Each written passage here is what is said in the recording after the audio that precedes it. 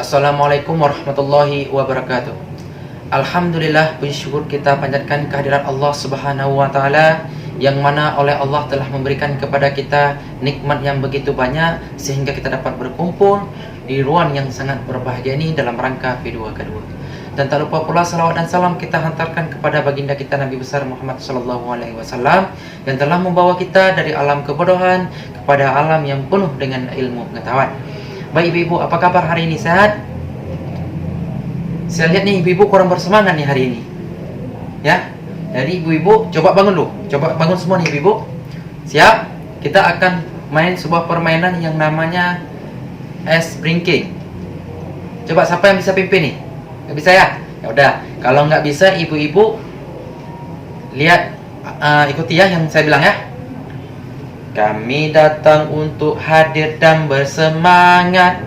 Kami datang untuk hadir dan bersemangat. Kami datang untuk hadir, hadir untuk datang. Kami datang untuk hadir dan bersemangat. Hore, semangat ibu, semangat ya. Nah ibu-ibu, silahkan duduk kembali ibu-ibu. Baik ibu-ibu, sebelum kita lanjut nih, kita akan review sedikit tentang materi kita pada bulan yang lalu. Kira-kira nih, kita belajar tentang modul apa nih bulan yang lalu ibu-ibu? Ya baik, kita belajar bulan yang lalu yaitu modul perlindungan anak. Tentang apa nih ibu? Tentang pencegahan penelantaran dan eksploitasi terhadap anak. Kira-kira ibu masih ingat nggak itu apa penelantaran dan eksploitasi? Siapa yang bisa? Silakan ibu. Yaitu tidak dilakukannya kewajiban dan tanggung jawab orang tua dalam memenuhi kebutuhan dasar anak, baik kasih sayang dan perhatian pada anak. Nah betul, tepuk tangan dulu kepada ibu. Coba lagi eksploitasi, siapa yang bisa? Ya silakan bu. Yaitu pemanfaatan anak untuk memperoleh keuntungan baik material maupun imaterial, tindakan tanpa persetujuan korban, baik itu seperti pelacuran, kerja paksa atau perbudakan. Nah oleh karena itu ibu-ibu, kita sebagai orang tua, kita sebagai masyarakat, kita sebagai warga negara harus melindungi kepentingan anak untuk memperkecil kemungkinan terjadinya penelantaran dan eksploitasi terhadap anak ibu-ibu. Baik ibu-ibu, pada hari ini kita akan masuk pada modul yang kelima, yaitu tentang kesejahteraan sosial. Kira-kira nih, di antara ibu tahu nggak apa itu penyandang disabilitas ibu? Ibu-ibu masih ingat nggak tidak dengan film Getun, anak istimewa itu? Ya, Getun itu ibu-ibu, ini saya potongan cerita film Getun. Anak yang tidak mempunyai tangan, tetapi dia bisa melaksanakan semua kegiatan seperti anak lainnya, anak normal, sehingga dia Getun bisa wisuda lulus sampai SD ibu-ibu. Bagaimana? Ini adalah film nih yang sudah kita pernah lihat ya. Jadi ibu-ibu harus tahu bahwa penyandang disabilitas itu sama dengan anak istimewa ibu-ibu ya. Baik ibu-ibu, kita di sini akan memain sebuah permainan. Nama permainan itu tanpa tangan atau tanpa suara. Ibu-ibu cari pasangan masing-masing nih. Oke, udah set go? Ya. Ibu-ibu sekarang menentukan peserta 1 sama peserta 2. Oke, siap bu? Oke, peserta 2 harus diikat tangannya ke belakang, sedangkan peserta 1 harus tutup mulutnya. Oke bu? Nah, peserta 1 menyampaikan kalimat yang sudah diberikan kepada peserta 2 tanpa mengucapkan ataupun menuliskan kalimat tersebut nih bu. Oke, yang hanya boleh memperagakan, pakai terserah pakai apa ibu. Dan peserta 2 harus menuliskan kalimat tersebut tanpa menggunakan tangan, karena tangannya diikat. Berarti apakah tulis pakai mulut atau tulis pakai kaki? Ya. Di sini ibu yang ingin saya tanyakan, apakah semua pasangan berhasil menyelesaikan tugasnya? Apa yang dirasakan oleh peserta nih? Apakah peserta 1 sulit menyampaikan pesannya? Kira-kira ibu-ibu? Sulit? Ya. Apa yang dirasakan oleh peserta 2? Apakah peserta 2 dapat menerima pesan dengan baik dari peserta 1? Susah.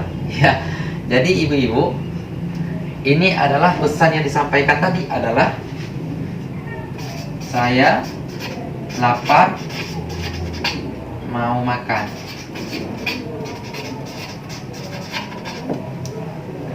Ya. Ini adalah pesan yang disampaikan tadi. Selesai ibu ya. Nah, ibu-ibu, itulah hasil dari permainan tadi. Dapat kita simpulkan yang bahwa setiap orang yang mengalami keterbatasan fisik, intelektual, mental dalam jangka waktu yang lama, mereka akan sulit berinteraksi dengan lingkungannya, ibu. Mereka akan mengalami hambatan dan kesulitan dalam hal berpartisipasi. Mungkin ibu-ibu bisa lihat nih nanti di buku pintar ibu-ibu apa itu penyandang disabilitas, itu ada di halaman 5 ibu-ibu ya. Nah, ibu-ibu harus ketahui yang bahwa anak istimewa, penyandang disabilitas, penyandang cacat merupakan hal yang sama, ibu-ibu. Baik ibu, sekarang saya ingin menjelaskan nih tentang hak-hak penyandang disabilitas. Nah, terlebih dahulu saya ingin bagikan kertas nih ibu, ya. Ini ibu. Oke. Baik ibu. Kita akan bermain sebuah permainan lagi nih ibu. Namanya permainan perbedaan dan persamaan. Ibu-ibu, saya akan membacakan nanti pernyataan dan ibu-ibu harus menulis jawabannya di kertas yang sudah saya bagikan tadi, ibu. Ya, siap ibu-ibu? Oke. Pertanyaannya, sebutkan nama buah-buahan kesukaan ibu-ibu. Oke, udah siap semua? Oke. Sekarang ibu-ibu harus mencari nih kawan yang jawabannya sama. Silahkan berkumpul yang sama. Apabila ada yang tidak sama, maka harus memisahkan diri, ya ibu-ibu. Udah siap? Nah, oke ibu-ibu. Sekarang saya ingin menanyakan nih ibu-ibu, apa yang didapat dari permainan tadi ibu-ibu kira-kira? Ya udah kita belajar tadi nih. Nah, hasil permainan barusan nih. Hal apa yang ibu miliki dan mempunyai kesamaan dengan orang lain, ibu-ibu? Dan hal apa yang ibu miliki sehingga berbeda dengan orang yang lain? Ibu, apa jadinya jika dunia ini semuanya sama, ibu-ibu? Nah, ibu-ibu ya. Jadi ibu-ibu, penyandang disabilitas itu merupakan bentuk keragaman manusia dan memiliki hak yang sama dengan warga negara yang lain, ibu-ibu. Ibu-ibu semua, saya ingin menanyakan nih, bagaimana jika dunia ini kita balik nih ibu-ibu? Nah, kita masyarakat umum adalah penyandang disabilitas nih. Kira-kira nih ibu-ibu, akankah kita berusaha untuk memenuhi hak-hak kita?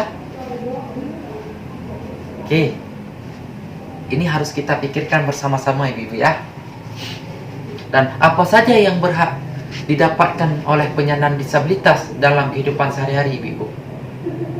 Nah, ibu-ibu, tadi kan udah nih antara permainan yang perbedaan dan persamaan terkait hak-hak penyandang disabilitas nih. Ini ada satu lagi ibu-ibu, yang namanya permainan hak-hak kami. Nah, nama permainan hak-hak kami. Sekarang ibu-ibu, saya akan membacakan pernyataan nih. Akan saya bacakan nanti pernyataan.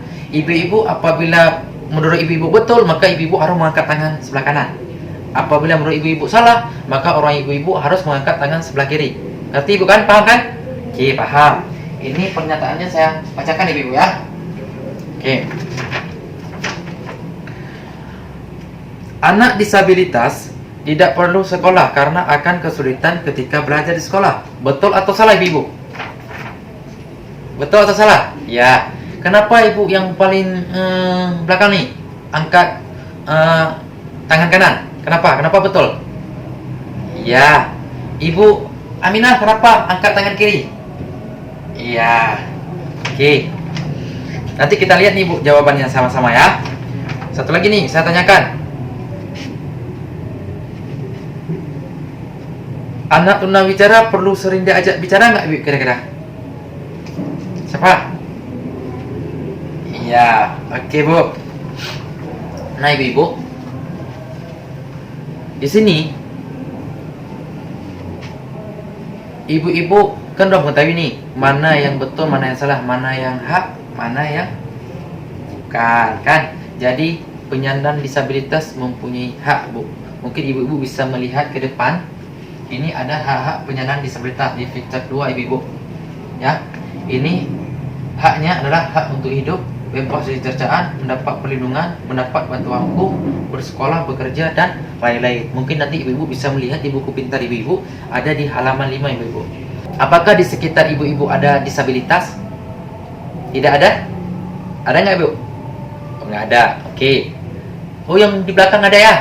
Ya. Sekarang ibu tanya nih, bagaimana program keluarga atau masyarakat terhadap mereka, ibu-ibu?